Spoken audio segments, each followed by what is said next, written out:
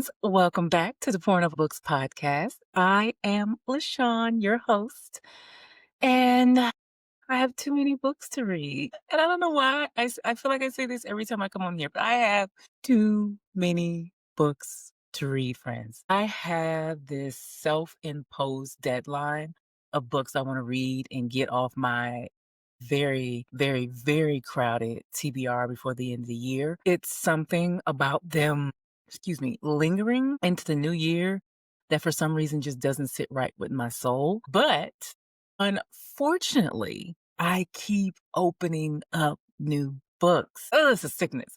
I'm starting to think about my reading goals for next year since, it is December in 2025 and 2026 is basically right around the corner. And I think that my first step is going to be accepting that I am a mood reader and that having a set TBR is just not for me. Maybe for one or two must read books for the month, but no more than that. Like one book that I have to read, like for book club, and maybe one new release that I have to read. But everything else, I'm really just going to try to start just going with the flow because I'm too easily distracted and I just need to go ahead and admit that and let it go. Well, anyway, let's get to our main topic of the day. What I want to talk to you about today on this podcast is the Goodreads Choice Awards came out last Thursday, friends, and I have so many thoughts. So many thoughts. Let me just go ahead and give you my main thought, I think. And this is the thought I had when the nominations came out, but even more now that we have the actual winners. It's white. Just like the Pantheon color of the year, it's white, friends. The only author of color in the winners this year is Sin Yin Lu for Alchemized in the debut category, which I have issues with that I will have to get to later. But there are no Black authors on the winners list. None. Not a one. But before I get into the winners and what I think about them, and it's important to know that Goodreads works on the basis of reader scores and how often books are added to their shelves. Therefore, the more popular book is more likely to win the award. So Kelly Jensen on Book Riot wrote an article at the beginning of this year called The Unbearable Whiteness of the Goodreads Choice Awards. In it, she analyzed the diversity of the books selected in the Goodreads Awards last year, year over year, actually, and found that diversity actually peaked in 2020, which was, as we all know, the year of George Floyd. Since then, books by author of color have steadily been disappearing year by year. The piece goes on to talk about the removal of certain categories and how that has affected the finalists and the diversity of the winners. But what it really boils down to is that even though we have a huge amount of people in online circles saying read diversely, they don't put their money where their mouths are, which is the basic fact. And they don't actually read diversely. Otherwise, these awards will reflect that because they are basically a popularity contest at this point, and even good Black books are not popular. I'll link her article in the show notes so that you can read further on what she has to talk about. It's really good. But anyway, let's get into the winners and who I think should have won the categories that we are going to talk about, specifically who I voted for. I'm only going to do that in the categories where I actually read more than one book in the category, or at least more than one that was nominated. So let's get started. First category is fiction. The winner of this category was My Friends by Frederick Bachman. Fun fact, I DNF'd this book. I tried hard, friend. I have tried to read many, many a Frederick Bachman book, and each and every time I DNF, and I have finally concluded that he is not the writer for me. And that may be why I side-eyed this category so hard. In fact, I DNF'd 6 of the nominees in this category. Well, actually, let me clarify. 2 of them were DNF for now, and 1, the subject matter needed more of my attention than I had at the time, and the other 2 were just not my cup of tea. That being said, this category had Black books in it. And all of these books are on my TBR. In fact, I am currently reading Cursed Daughters, of course, as you've heard about many, many times over the last few weeks. I voted for the only book I finished in this category, and that was The Girls Who Grew Big by Layla Motley, which was an excellent book and deserved to be in this category. The second category that I want to talk about is historical fiction, and the winner was Atmosphere by Taylor Jenkins Reid. Now listen, friends, I love Taylor Jenkins Reid. I get it. This one is on my TBR, and in fact, I read about 3 chapters of the book before it was due back to the library, and it was good. But Broken Country by Claire Leslie Hall was my pick in this category. There were 3 Black writers in this category: Good Dirt by Sharman Wilkerson, Junie by Aaron Crosby Eckstein, and Amity by Nathan Harris. And yes, Amity is on my 10 before the end, and I will get to that one. I really will. I read Good Dirt at the beginning of the year, and it was very good. And I also read What Kind of Paradise by Janelle Brown, but I was really disappointed by that book. Anyway, but Taylor Jenkins Reid won that category, and I mean, she is Taylor Jenkins Reid, so I guess it was to be expected. All right, category 3 was mystery and thriller. The winner was Not Quite Dead by Holly Jackson. I have not read a lot of the categories in this book, and I hesitated to even say, vote on this one since I hadn't. But in my mind, nothing could possibly beat S.A. Crosby's King of Ashes that was in this category. And that's what I voted for. And that's that. Category 5 was romance. And the winner was Great Big Beautiful Life by Emily Henry. And yes, this book got a 5 from me and is a contender for one of my best books of the year. Out of the 20 nominees, I've read 15. So this is the category I will say I had, let's say, the most insight into. But my main issue with this category is that Allie Hazelwood was nominated twice, and she's also nominated in another category. Now, I love Allie. I love her. I eat up every single book she writes almost as soon as she writes it. But there are so many other authors who could have slid into one of those slots, including an African American writer, maybe. Like maybe. There was one, count them, one Black author on there, Kennedy Ryan for Can't Get Enough. I'm the last in her 3-book series. And y'all, I love that book. I loved it. It was one of my favorites of the year. But there are so many others that could have been nominated alongside her, like August Lane by Regina Black, which was hands down the best romance I read this year. That's it. Full stop. Best. Okay, next category is romantasy. The winner, of course, was Onyx Storm by Rebecca Yarros. This is the second category that I had the most insight into. And listen, I love the Fourth Wing series. It is a good time. I've read 13 out of the 20 books nominated, with 2 of the nominees actually being Black authors. The Wrath of the Fallen by Amber V. Nicole and Our Vicious Oaths by Annie Davenport. But for best book in this category, my choice was Shield of Sparrows by Daphne Perry. As one of my favorite romance writers, she is one of the few who can tell a love story with an actual plot. Shield of Sparrows was so well done. And as far as storytelling and plot and world building, it was far and above Onyx Storm. And that's not saying, and that's not putting down Onyx Storm at all, because Onyx Storm was actually good. It was much better than the second book, even though I personally did not hate the second book like a lot of people did. And Onyx Storm was excellent, actually. It tied up and it left us on a nice cliffhanger. Shield of Sparrows was better. And so was The Night and the Moth by Rachel Gilling. And so was Direbound by Sable Sorensen, and Our Vicious Oaths by Annie Davenport. All of those books were better. Let me just a side note here. I was so annoyed that Alchemized was included in this category because a romantasy it was not. And I will argue with your mama about that, but that one is not a romantasy. War it is a war horror story with a romantic undertone, with a romantic subplot, I guess you can say, but it was not a romantasy, like at all. The next category is fantasy. And I had no dog in the fantasy fight because I DNF'd Bury Our Bones in the Midnight Soil by B.E. Schwab and Catalysis by R.F. Kuang, which were the only 2 that I was really familiar with in that category. So let's move on. But I am currently reading a couple in that category. I'm currently reading Everlasting by Alex E. Harrow and Red City by Marie Lu is on my TBR. I have that book and I just have to get to it. I'll skip the science fiction and the horror genres for the same reason because I don't really read that much of it and I don't feel qualified to say or not say that they were good. Now let's get to the debut category. The winner was Alchemized by Sin Lin Yu. I picked Dominion by Addie E. Kitchens, and not because she was black, but because it was a damn good book. Junie by Aaron Crosby. Eckstein was also the other black nominee, and I have been hearing all year about this book off and on.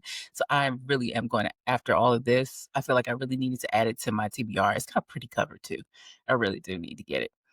But I'm not this year. Not this year. The next category is the audiobook category. The winner was Onyx Storm. Big, big sign, y'all. I listened to 8 books on this list. Most of them I tandem read with the hardback book or my Kindle edition. My pick for this one was King of Ashes by S.A. Crosby. I was riveted, I tell you. It was excellent. It was excellent. A close follow-up was Great Big Beautiful Life by Emily Henry. That was actually excellent. It was excellently done. But I mean, in Onyx Storm, did I listen to that one? I did. I did. I think I listened to a little bit of it before I just had to sit and read that book. And it's good. The girl who reads Violet is very good. I think I follow her on Instagram, but no, no, no, no, no, no. The next category was young adult fantasy and sci-fi. The winner was Sunrise on the Reaping by Suzanne Collins, which I guess you should expect, but not having read anything beyond the first books in the Games series, the original the original books, I have no interest in this book at all. And I'm one of the few people I know who really don't care about what happened beforehand. No. So my pick for this was Oathbound by Tracy Dion, which would have gotten 6 stars if I could have given it 6 stars. Being the third book in a series, that book was masterfully done. The last chapter alone should win every award there is for the way she brought everything together because the whole book you were like, why does this matter? Why does this matter? That last chapter showed you her genius. And for that alone, she should win every reward that there is. Yes, I'm biased. The last category I will talk about is the favorite young adult fiction. The winner was Fake Skating by Lynn Painter. I've never read it. I've never heard of it. That's not, and when I say stuff like that, it doesn't mean that I've heard and read every book there is. It doesn't mean that that's a bad thing. It's just that it's never crossed my mind, my desk, my screens, and that is okay. There are lots of books that don't. There were 3 Black writers on this list, and I had to choose between Audrey and Bash Are Just Friends by Tia Williams and The Scammer by Tiffany D. Jackson. Audrey and Bash won by a hair because that was really so good, and it was a continuation of one of my favorite Tia Williams books. When I look at all the categories in the nominations there is diversity.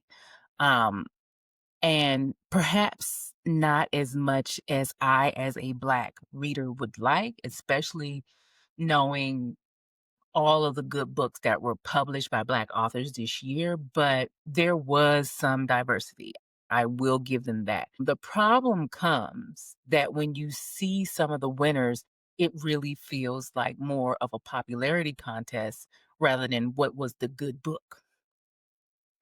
So it's not based on what books were actually good in the category. The Pew Research Center did a study in 2016 that found that the average American reads 12.6 books per year, including the books they started reading but haven't necessarily completed. So if we count only fully read books, the average American adult just reads about 5 books a year. Even more research reveals that women tend to read more than men, which I think we knew, and that white non-Hispanic people read more than Black non-Hispanic or Hispanic people. Higher education levels also seem to correlate to more reading. If you really think about it, most people pick up books they see on social media, like on Book Talk, their friends' Facebook or social media page, or the ones that they see at the end of the aisle at Target. If they are still shopping there. They do not actively seek out diversity because it's not a priority. They are not actively looking for anything but a bestseller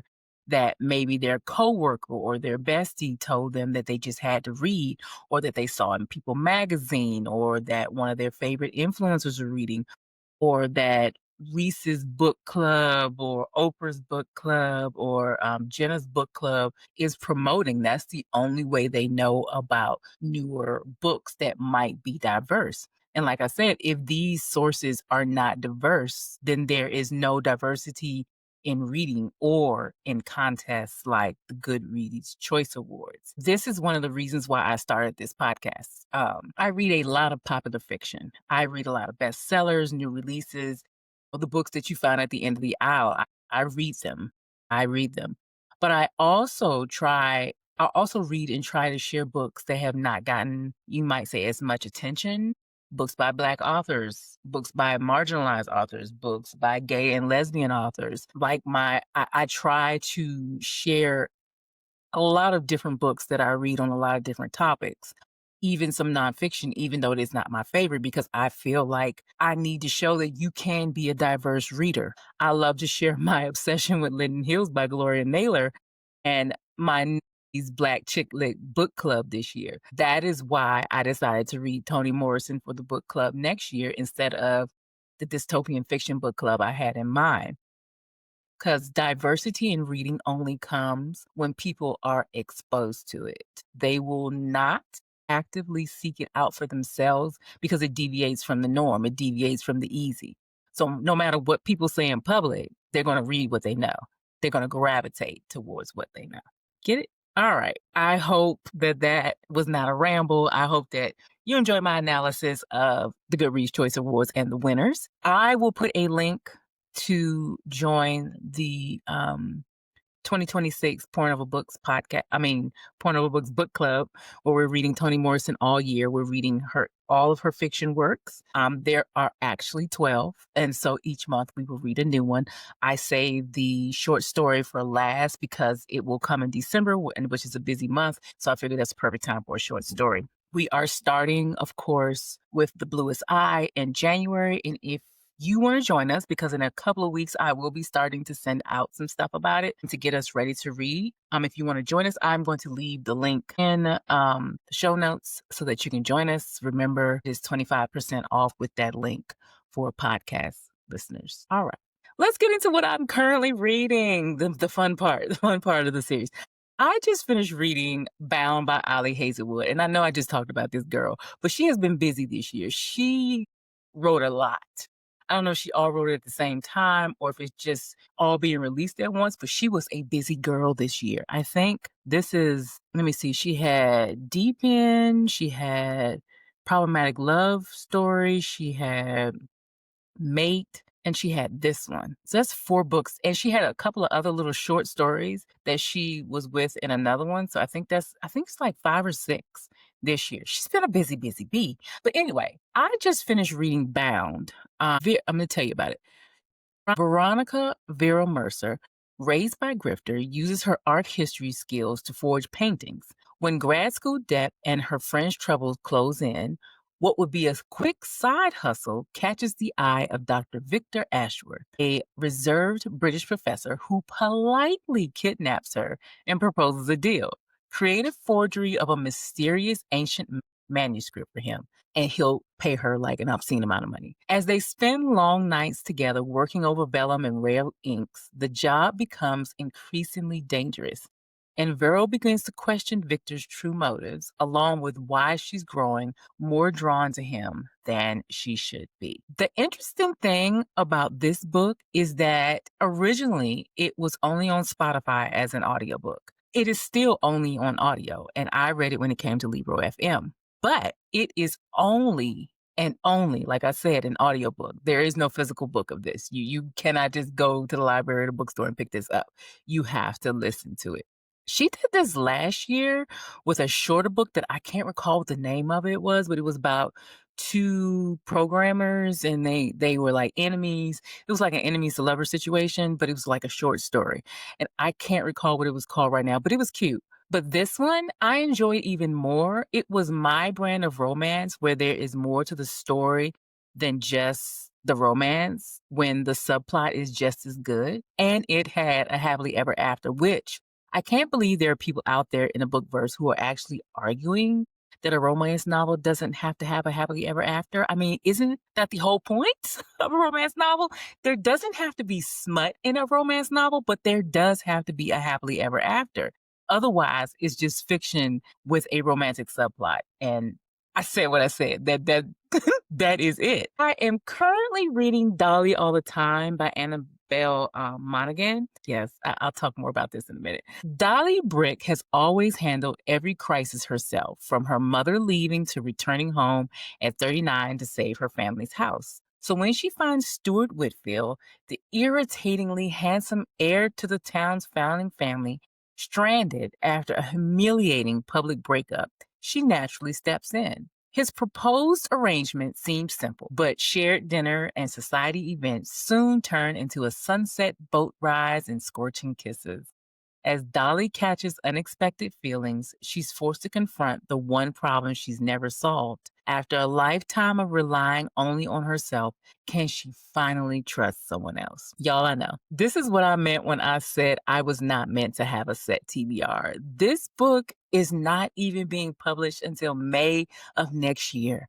But I got this arc like a couple of weeks ago, and my plan was to set it aside and read it closer to the release date, but I was about to start a book on my 10 before the end, but I was in a romance mood and didn't want any of the romances on there. And here we are.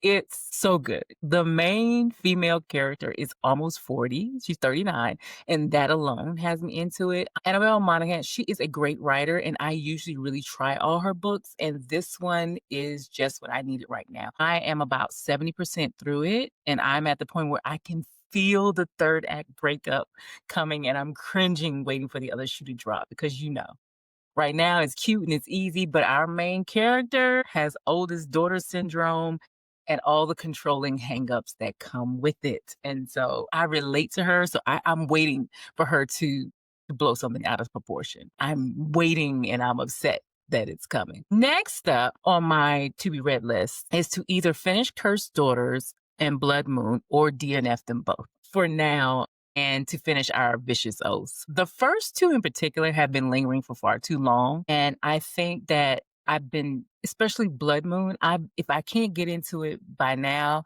it may it may be a DNF for now because I definitely want to know what happens, how it ends, especially Blood Moon. Cursed Daughters, I don't know how to explain it.